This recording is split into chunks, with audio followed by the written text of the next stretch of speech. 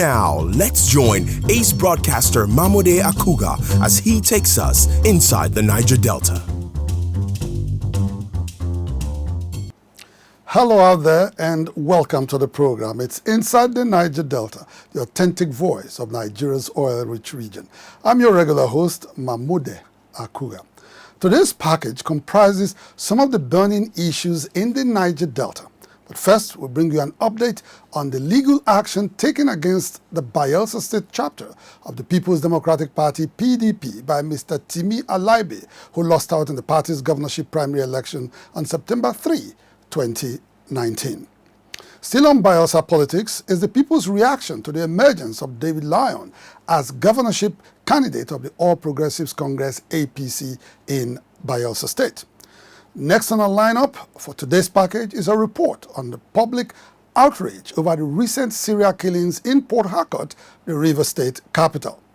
And moving on, we'll bring you details of agreements between Shell Petroleum Development Company and Belemaoil Producing Limited to jointly operate OML-25, whose operatorship was seriously disputed for over 2 years. And wrapping it up on the program is a report on efforts by the Hydrocarbon Pollution Remediation Project, HYPREP, to get stakeholders involved in the ongoing environmental cleanup exercise in Ogoni land. More details of today's package will come your way in just a moment. Don't go away. Inside the Niger Delta. Welcome back. It's Inside the Niger Delta, the authentic voice of Nigeria's oil-rich region.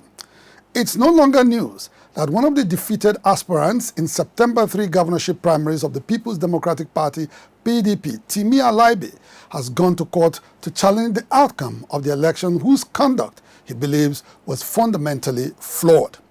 In this report, correspondent Tekena Amilfori examines the impact of the suit filed against the People's Democratic Party Bayelsa State chapter by the aggrieved governorship aspirant and its likely impact on the party's chances at the November 16 governorship election in Bayelsa State. Indications are rife that the People's Democratic Party PDP is in the Bayelsa governorship race as a seriously divided family. No thanks to the legal action taken against the party by Chief Timi Alaibe, one of the 21 aspirants who pursued their governorship ambition under its platform. Chief Alaibe had on Friday 13 September 2019 approached the Federal High Court in the Yanagua Judicial Division with an application for the cancellation of the result of the primary election.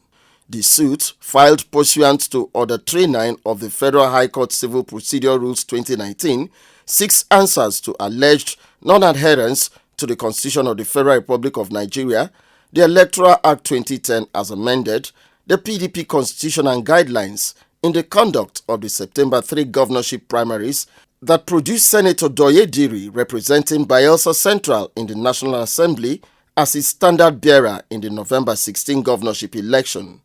Alaibe's grouse with the recent governorship primary election of the PDP is with a list of delegates which includes council officials and other ad hoc delegates who by the provisions of the party's constitution should not have participated in the process.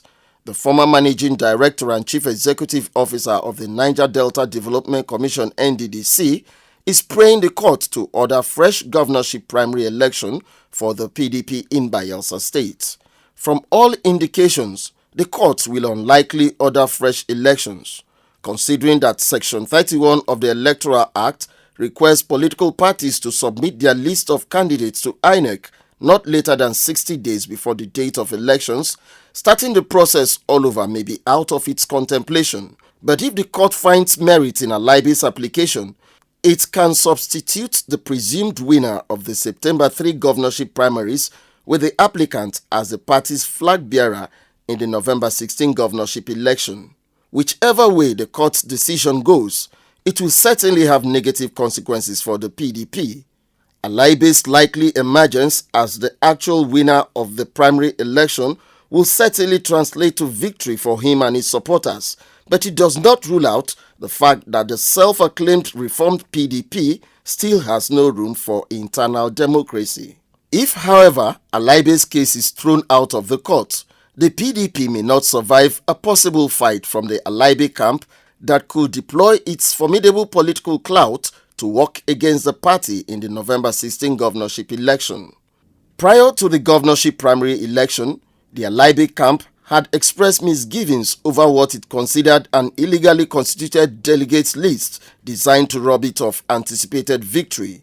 But all initial entreaties fell on deaf ears as the party went ahead with the election. For the PDP, it has become a dangerous race for Creek Heaven. The party's actions and wrong permutations are evident in the fallout of its recent governorship primary election. The party, under the leadership of Governor Henry Seriake Dixon in Bayelsa State, obviously failed to take cognizance of the fact that Bayelsa, like other oil-rich states of the Niger Delta, is a prized possession that the APC would readily capture at the slightest opportunity. For Timi Alaibe, this is the first time he has decided to enforce his rights in a party that has consistently scuttled his governorship ambition since 2007. Unlike in time past when he chose other platforms to realize his governorship ambition, not wanting to cross swords with political detractors, Timi Alaibe has decided to remain in the PDP to fight his battle this time.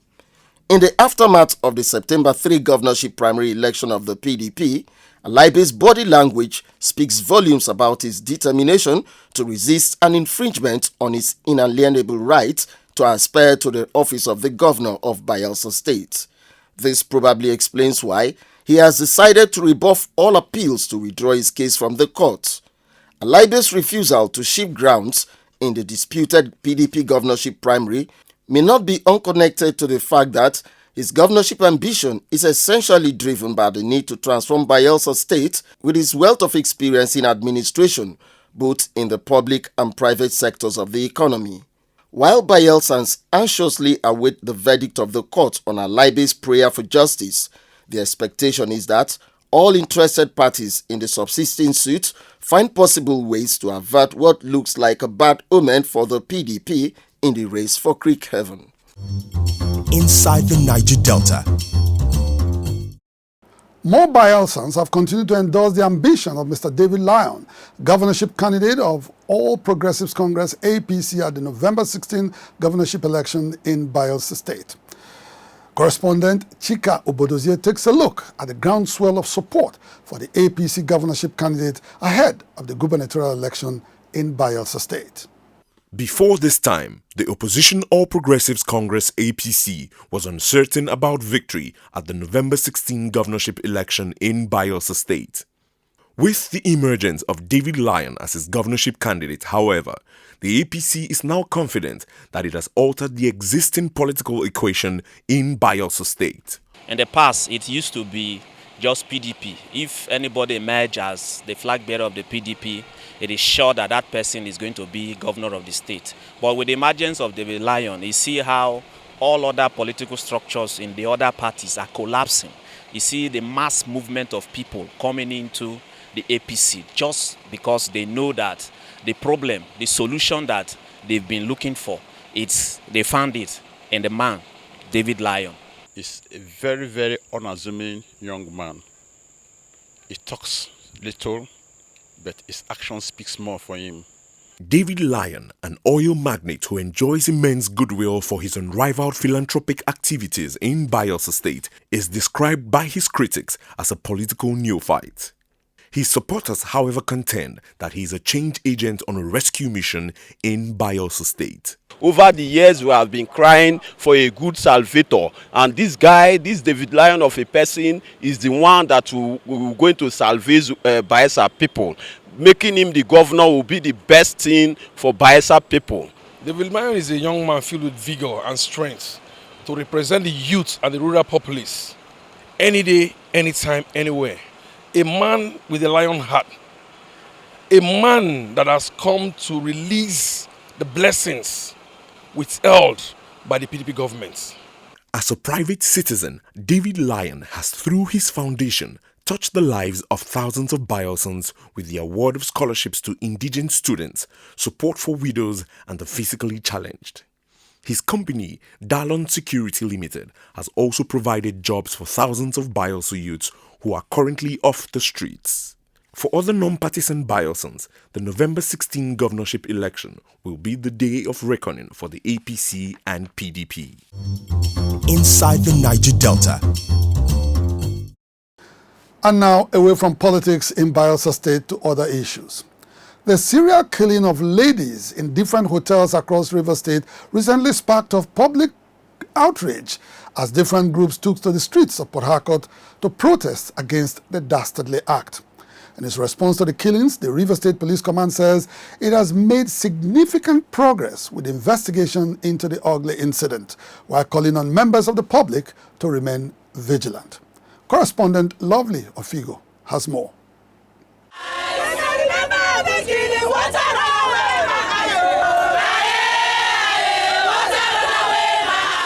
Angry protesters marching through major streets of Port Harcourt to express concern over the state of insecurity occasioned by the activities of serial killers on the prowl in River State.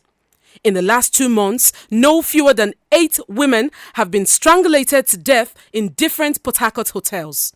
So we're out here basically to sensitize female youths in River State. We want them to stay woke. We want them to be vigilant. We cannot stop certain people from meeting people as well. So we just want to tell them how to go about it. Hoteliers have a lot of work to do. I don't know that it's only in Africa that they don't take precaution, because I remember if you go overseas, when you go to check into hotels, they ask for your ID. Apprehensive residents of Port Harcourt want the police to rise to the occasion. We're here to protest the fact that we are losing our mothers, we're losing our daughters, we're losing our sisters, we're losing our wives. It is starting with women in River State. It can move to anybody. We have come to this place to ask the government to expedite action to get to these persons who have been killing our sisters, our younger ones. We want a stop to it. Enough is enough. Since the ugly trend surfaced in August this year, the lifeless bodies recovered so far in the hotels have had white pieces of cloth tied around the neck, waist and legs of their victims in what looks like the signature imprint of a single serial killer or a syndicate of killers. Police Commissioner in River State, Mustapha Dandaura, at a recent press briefing in Port Harcourt, maintained that a special task force comprising security agencies, the River State Ministry of Culture and Tourism, and hotel owners had been set up to keep hotels safer and more secure in River State. He said 3 suspects had been apprehended in connection with the serial killings.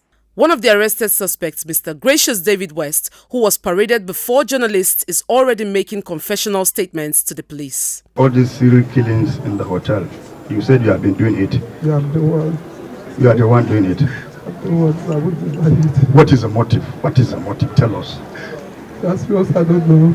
It's whenever it's come on me. That's what I'll do.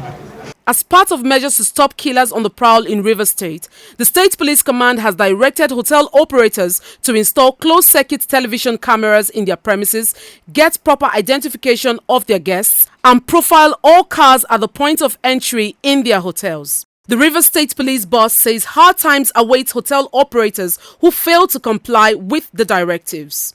Any further killing in any of these hotels, that hotel must be sealed.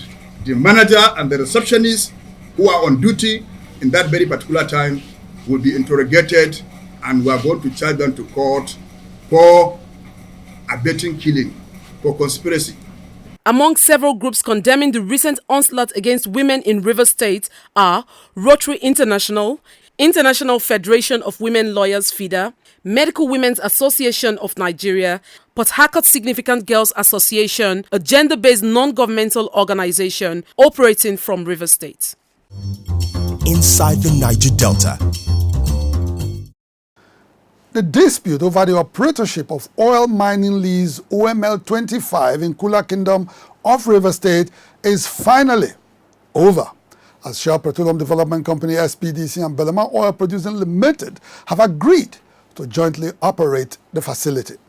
The recent agreement is expected to lead to a re-entry into the Belema flow station and gas plant, occupied for over 2 years by women calling on the federal government to cede the mining lease to Belemaoil.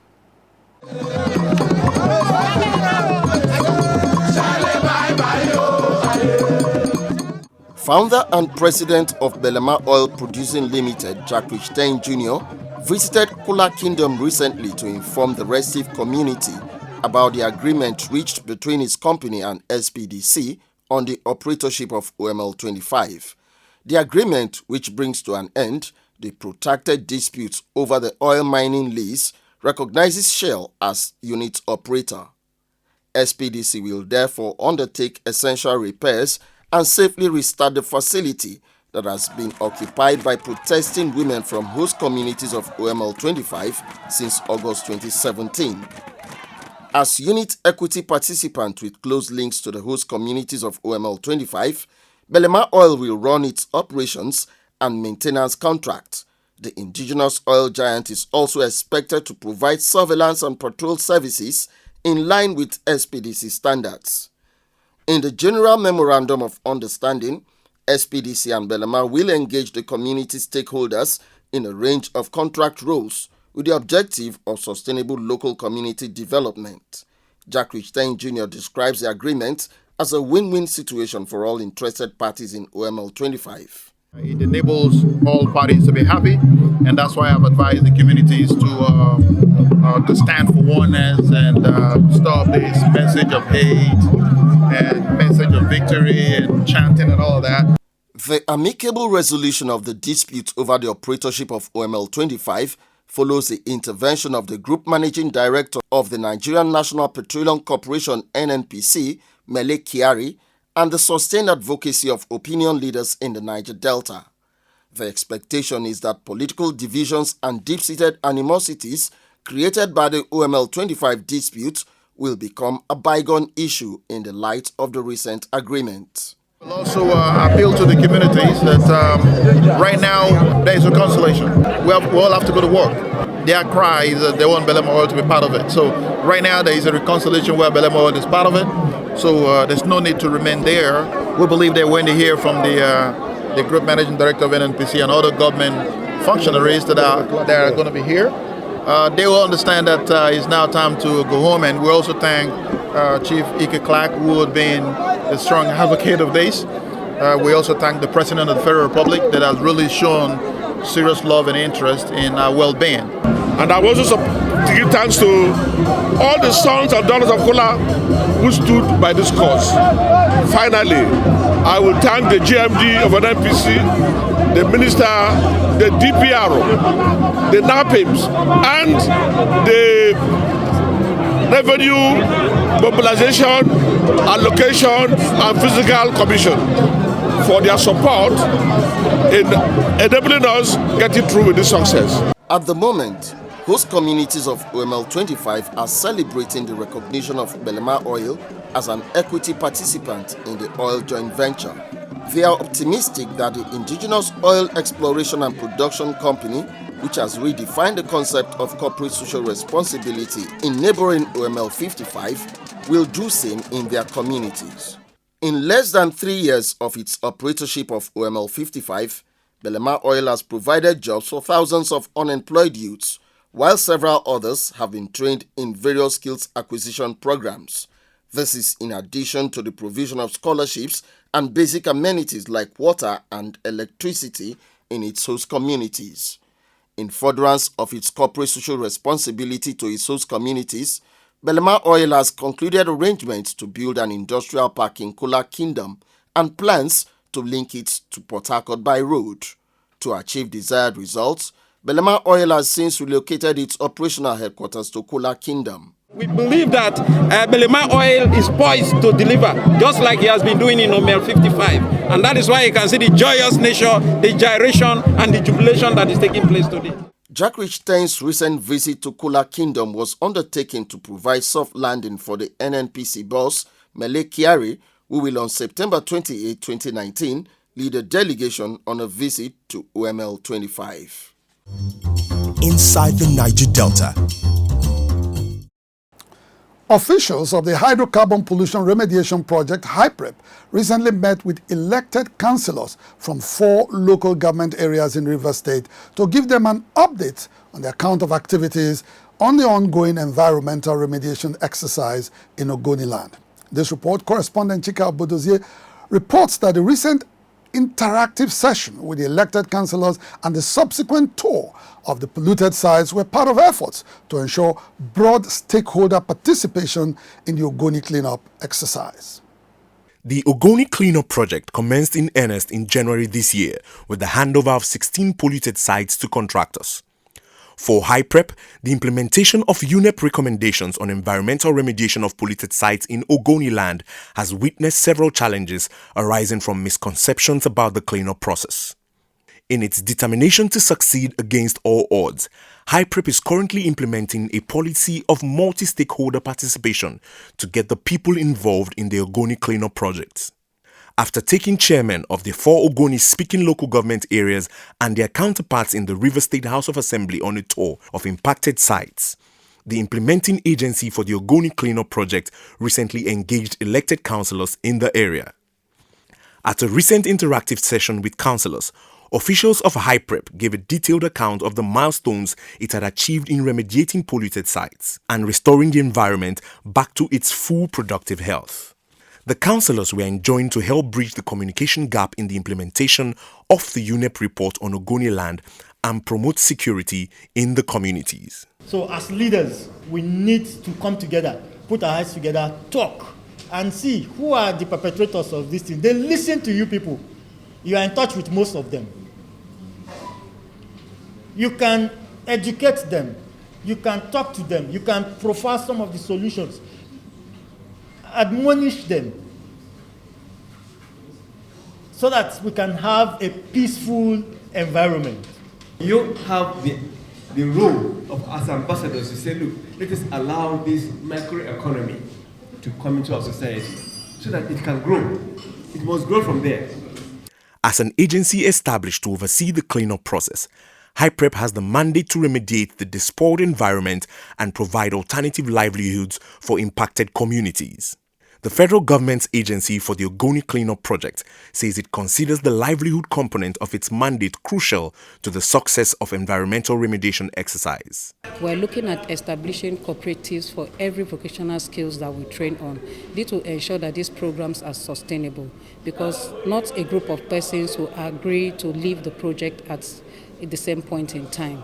And we're also looking at the multiplier effect of having a cooperative because we know not everybody in Ogoni can be trained on the livelihood program. So we're looking at establishing cooperatives, and the people that have been trained will stand as trainers of trainers to ensure that other people that are in the community that couldn't attend the livelihood program are also trained and then co-opted as members of these cooperatives. After taking a tour of polluted sites that are being remediated, the councillors commended HYPREP's efforts in the cleanup exercise. They have stepped into a level that they have really shown us that they are doing their work, day's work. And we expected every other person from Ogoni to join hands and work with them accordingly. I think they're doing a great job. We'll relay the message back to our people at the grassroots. We're going to tell them to get relaxed, that things will be implemented as they also promised us. In the same vein, British Deputy High Commissioner in Nigeria, Ms. Gil Atkinson, had during her recent visit to Ogoni land praised HYPREP for its systematic approach to the ongoing cleanup exercise, while indicating her country's intention to offer technical assistance in the remediation of ecologically devastated communities in Ogoni land. In the meantime, the Hydrocarbon Pollution Remediation Project, HYPREP, has disassociated itself from the recent military operation in Ogoni land to curb insecurity and cult activities in the communities. In a statement signed by the head of HYPREP's information unit, Ekaite Umo, the federal government agency advised Ogoni people and the general public to disregard rumors making the rounds that it deployed military personnel to provide security to check likely threats to the environmental remediation project. According to the statement, HYPREP does not control the security in the state or Ogoni land, and as such cannot command the deployment of security personnel for any operation. HYPREP in the statement noted that it was committed to its mandate to remediate the environment and restore lost livelihoods in the impacted communities. Well, that's the size of our package for today. Many thanks for staying tuned. Inside the Niger Delta, the authentic voice of Nigeria's oil-rich region, will be back on this station same time next week. Until then, you can follow us on our social media handles showing right now on your screen. Well, on behalf of the production crew, I'm yours sincerely, Mamode Akugha, signing off on the program. Bye for now.